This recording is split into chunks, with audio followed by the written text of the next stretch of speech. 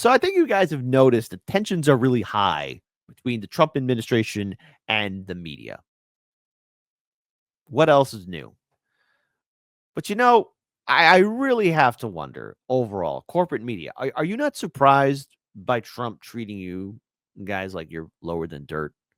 I mean, establishment media, you've had this coming, and there would have been at one point when maybe I would have wanted to stuck my neck out, for all media, for all press. But it's clear that corporate media played a huge and significant role of silencing and suppressing and trying to control the narrative, lying to the American people. And in turn, we see a fallout. So what caused this? What's happening right now? Well, JD Vance and Mehdi Hasan are having a little bit of back and forth fight slash drama. So there you go. So I think it's only fair we pull this up here. Hey, JD Vance, I know you're busy lecturing the Europeans on free speech, but have you seen this? And this is in regards to this statement right here. President Trump's decision to limit Associated Press reporters' access is as much as a fight over the Gulf of America as it is as a protest of what White House advisors say is the liberal word choices that the Associated Press influential style book has spread across mainstream media. Well, okay, the Associated Press is kind of getting a little bit of a lover's quarrel. And in turn, J.D. Vance did respond, yes, dummy. Vice President of the United States. Yes, dummy. I think there's a difference between not giving a reporter a seat in the White House press room, briefing room, and jailing people for dissenting views. The latter is a threat to free speech. The former is not. I hope that helps. Well, again, I think everyone should be at least allowed to be in the White House press room. I mean, will hard lens media get in there? Possibly, maybe. J.D. Vance called veteran journalist Mehdi Hasan a dummy on Monday. Is Mehdi Hasan a dummy? Type 1 for he's a serious reporter doing serious things. Never once did he help contribute to the neoliberal narrative that's crippling us. Type 2, no, he's a dummy, just like everybody else in corporate media. I wonder how many twos will be in the chat. I wonder, do you ever wonder? Going on to say that this happened after Monday, appeared to point to the vice president's hypocrisy for saying European commissars, Commissar Hans, are suppressing free speech while simultaneously banning the Associated Press from the White House over its continued use of the Gulf of Mexico. Okay, anyways. The dispute erupted on X when Hasan, formerly of BSDNC and now editor-in-chief and CEO of Zeto News, tagged Vance and linked to an Axios article which said that the Trump administration's decision to indefinitely block Associated Press from the White House over usage style was an attack on free press.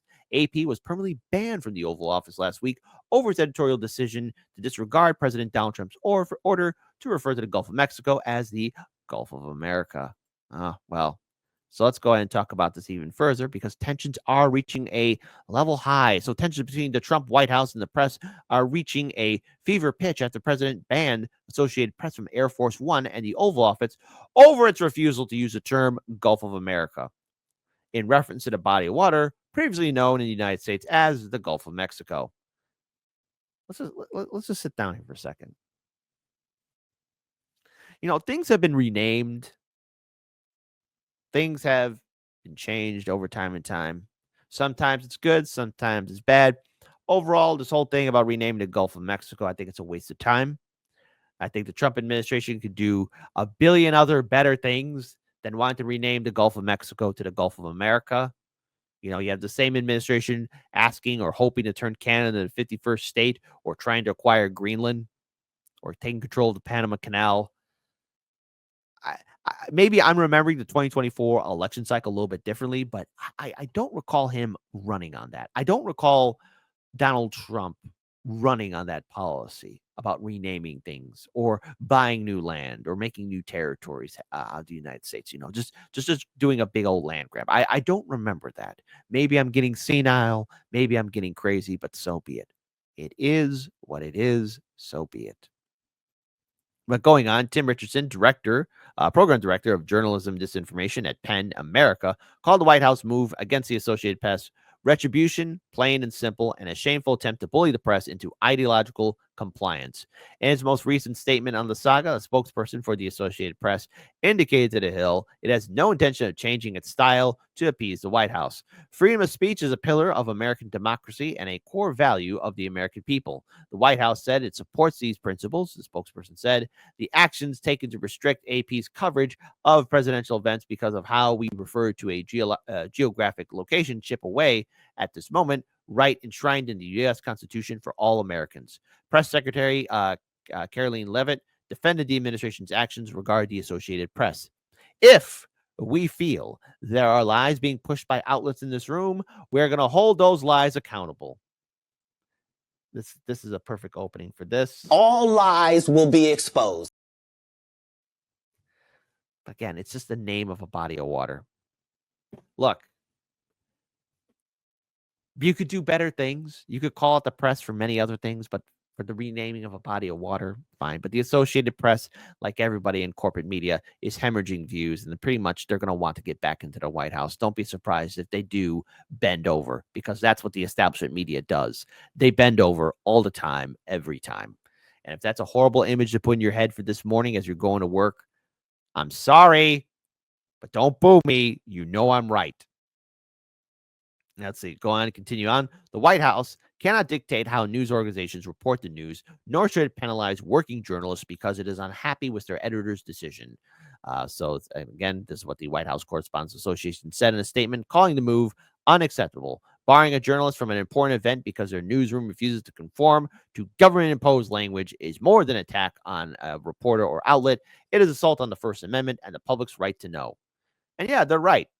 They're right. Yes, the press should be in there. The press should be in there. But I got a challenge to the Associated Press and everybody else in the Associated Press for all those briefings and meetings, especially for the last one in which, the Biden administration had their last meeting.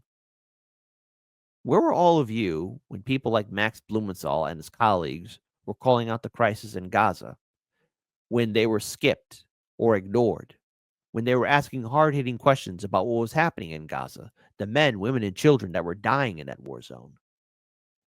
Where was the unity and order for your colleagues who put everything on the line? Where were all of you when many of those reporters died in Gaza? Hey, I'm all for free speech. I am. I believe in it 100%. But where were all of you?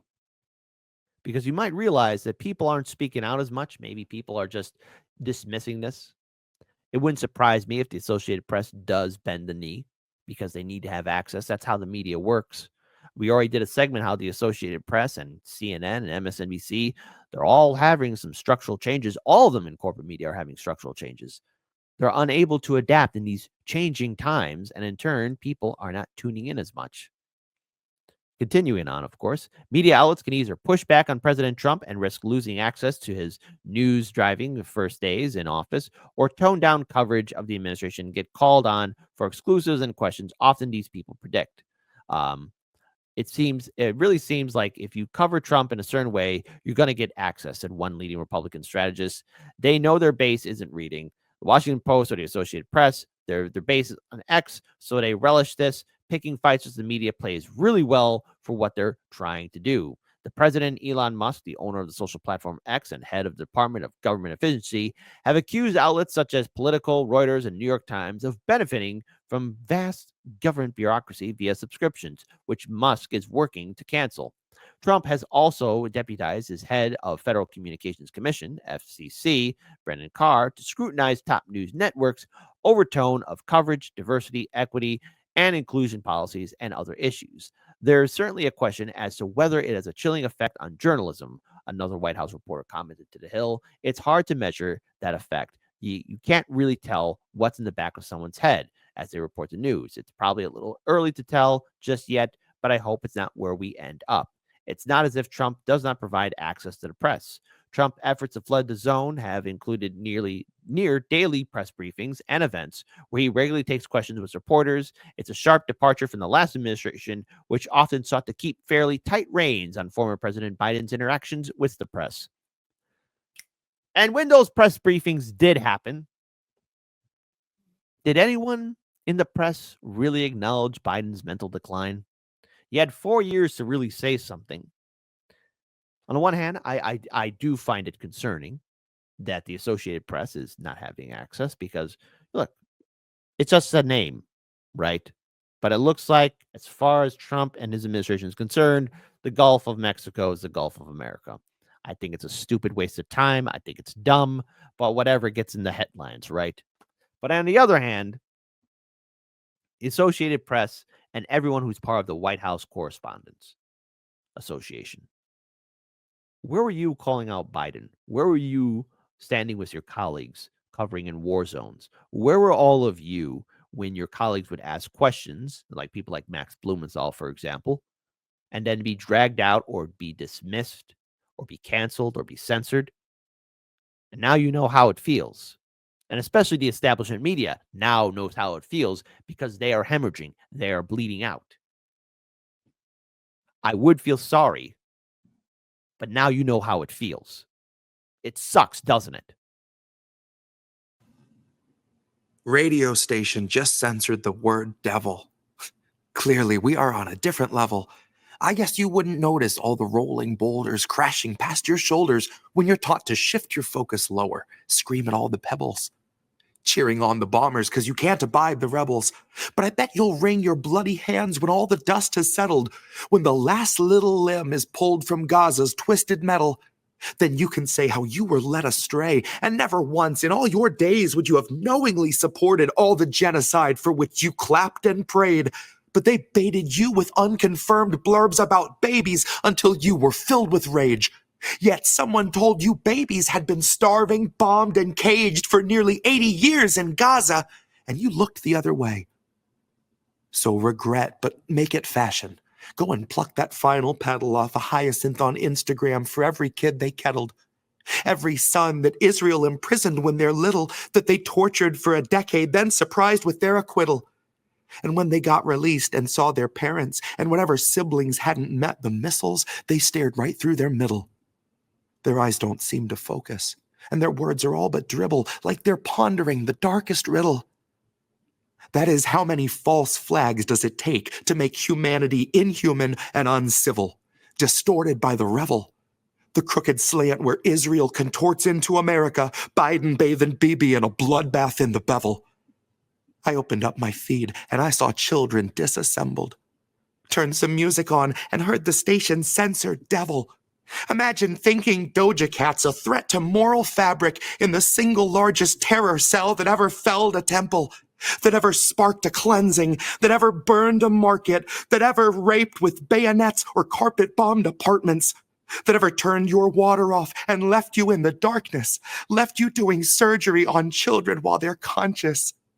You sing the devil's praises every time you sing our anthem. You sing a hymn to him that watched us birth a million phantoms. You'll proudly wave his flag, and yet you will not name the devil?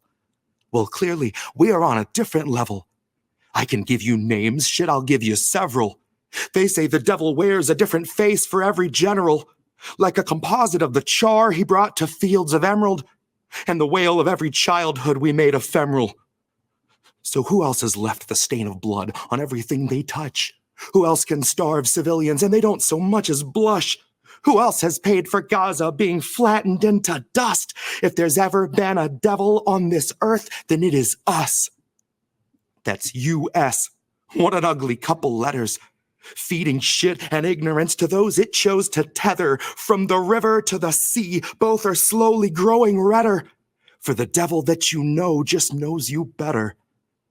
It knows every gut reaction it could ever make you feel. It knows fear is that which wakes you up and gets you on your wheel. It knows just the kind of story that will justify its war.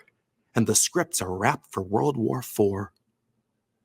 So just imagine my surprise to give the radio a listen And to hear such pious morals out of Zionists and Christians that they'd take the devil's name and try to clip it from existence while they carry out his bloody business.